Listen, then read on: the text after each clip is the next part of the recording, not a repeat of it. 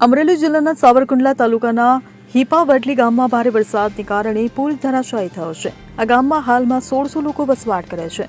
પુલના ધરાશાયી થવાથી ગામ લોકોની દૈનિક જીવન વ્યવસ્થા ખોરવાઈ ગઈ છે.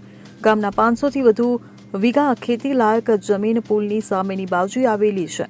ખેડૂતો પોતાની વાડી અને જમીનમાં બળદગાડા કે ટ્રેક્ટર જેવા ખેતીના સાધનો લઈ જઈ શકતા નથી.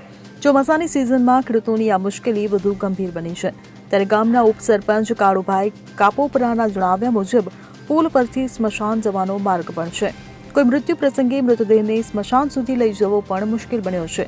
હાલમાં લોકોએ જીવના જોખમે પુલ પરથી પસાર થવું પડે છે.